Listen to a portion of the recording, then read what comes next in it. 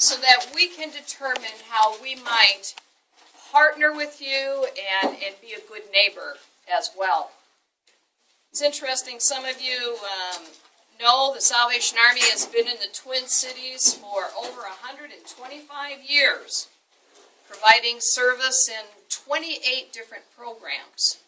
And it could be for basic needs assistance, for housing, for youth services, rehabilitation, disaster relief. I believe when you had a flood, that, right, tornado, that we were in this area and that we helped you, and to name a few. Well, the Adult Rehabilitation Center has been here 109 years, and with that we have a distinctive, one-of-a-kind program that not only serves here in the Twin Cities, but also throughout the full state of Wisconsin. Oops, Minnesota, I just drew it from Wisconsin. What's interesting is in 1904, we arrived on around 623 Washington Avenue. We started with a cart, one wagon, and 2 horses. And we've been serving the community ever since. A few years later, we moved down to 51 Miriam Street, and I believe that's around the current site of the Nicollet Island. I said it wrong, too. Nicollet Island Inn. I'm getting all of these corrections. What's interesting to notice in our pictures, we have up here, there's the buggy with the wagon. And sure enough, you can't see it real well, but it does say Nicollet Island. So I'm not making that up. And then over here, what's interesting is we were at another location on Lyndale, 135 Lyndale. And there it is, the Salvation Army for truck pickup. We've been here a long time. In our current location since 1964, about 49 years. Now you might ask, what is my personal connection with Minneapolis? I was born here. I was born at St. Barnabas Hospital. My parents were administrators at the center that I believe probably was on Nicollet Island. I don't have to tell you how old I am, but just let's say it was a while ago. And I also had the privilege, as I was in our seminary, to do a summer internship in St. Paul at what we call now the Booth Brown House. At that time, it was a Booth hospital, and I was right at the time when they were changing it over. So I'm here, and I am grateful to be here in Minneapolis. Grateful to be here tonight.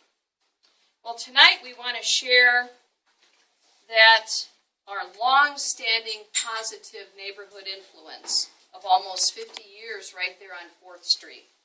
We're a significant employer of people with many skill levels of over 250 full-time and part-time individuals. Our family stores and donation centers throughout the Twin Cities offer thrifty shoppers outstanding values on wide assortments of goods, which in turn provide employment and the necessary operating revenue to run the center that we do have. Of course, recycling and going green is our most important method of processing usable donations. We utilize over 200 drop-off centers in the area and 20 weekly truck runs, which helps support through all of you donors. Gently used clothing, household items, and furniture for the purpose of helping the Salvation Army help others. Let it not be said or forgotten that we are a long-term, faith-based residential program for men, consisting of work therapy, rehabilitation education, and life skills training. We are not a day-out, night-in shelter. We are not a shelter. As we desire to locate at 4401 Lyndale Avenue, we're retaining a consultant to suggest ways we might preserve and recognize the historic value of the Mereen Johnson Machine Company to this neighborhood. So part of the presentation, I have support staff with me that from the Salvation Army Adult Rehabilitation. I'm going to ask Gina Roth, our program director, who will share a little bit about our program, followed by Tom Canfield, who is our store supervisor, and then we'll turn it over to Ross Hedlund to share about the site development. Gina? Okay, thank you. Thanks, Captain. Hi, I'm Gina Roth. I'm the program director at the Salvation Army Adult Rehabilitation Center. I have 2 minutes. I'm very passionate about this program, so I'm going to definitely stay on track because I could talk about it for hours because I'm so passionate about our program. Our staff, volunteers, community partners, alumni, interns, we work together to provide the highest quality care and rehabilitation services to unite families, help men recover so they can become productive citizens of the community. We teach job training, life skills, anger management, GED classes, relapse prevention, AA, NA, Christian living, individual and group counseling, and many more diverse support systems available to aid the recovery process for our men in the program. We are very unique. It is long-term, like Captain said. It's faith-based, 6 to 12-month process that they can stay there in-house. We have 24 security. It's not a shelter. We are a rehabilitation center. It's a very safe environment for the employees and for the beneficiaries. The men who are in the program are not allowed to have their vehicles there.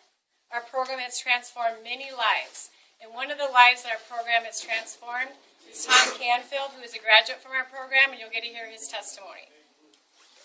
Yep. Well, first I just want to say thank you to everyone for welcoming us here and giving us the time to speak.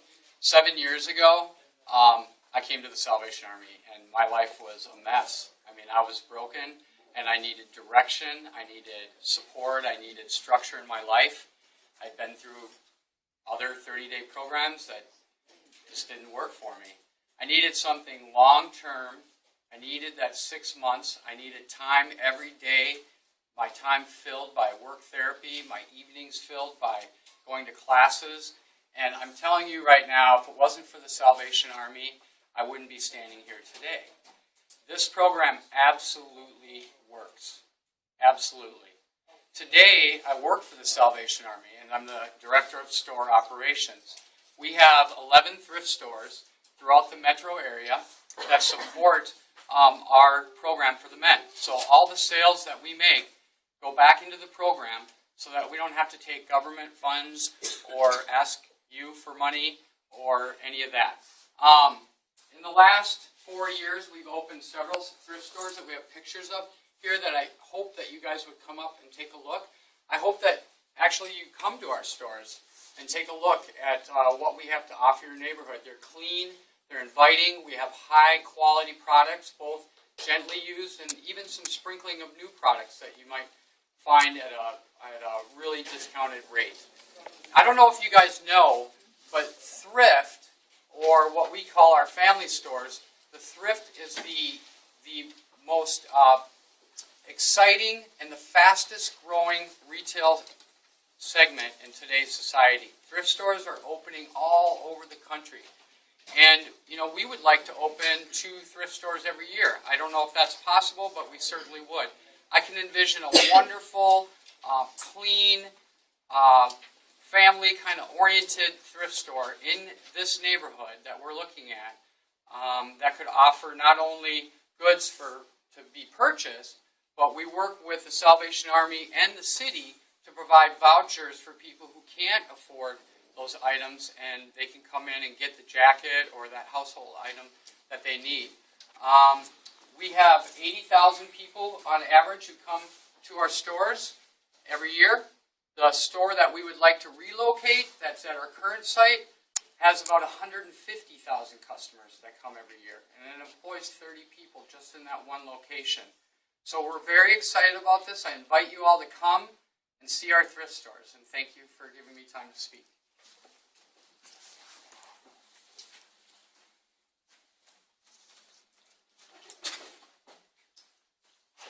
My name is Ross Hedlund. I'm with Frauenschuh Commercial. We assist the Salvation Army with their real estate needs. I'm just here to briefly talk over the site plan. The 4401 Lindale Avenue building, as most of you are probably familiar with the building, currently sits, there's kind of a warehouse portion here, and then some other add-on warehouse portions there, another office building there. What the Salvation Army needs for their program to run is about 97,000 square feet. About 65,000 of that is warehouse. That you can see is going along right here, which is across the street from the current transfer site. So it is a pretty good fit with the surrounding use there, and would help to provide a buffer between that current transfer site and the residential areas that are up here and also up here, and also the residents that are going to be living on site in about 15,000 square feet on the northwest portion of the site. In addition, there's about 10 to 15,000 square feet of administrative and commons area, which is pretty much an office build out for what you would think of in a normal office building. And then there's also about a 5,000 square foot chapel. There would be about 6 dock doors right along this portion of the building, and those would be served by trucks that would come in through here, so they would not increase industrial traffic along the residential neighborhood roads there either. And with that, I think we're going to open it up for questions, for any questions that people would like to suggest. Yeah, 15,000 square feet for the residents. How many residents is that? How many per room? I think Gina would like to speak to that. 120 residents is our capacity, and depending on the plan, I'm not sure how many per room until we get to that point, but 120 is our capacity.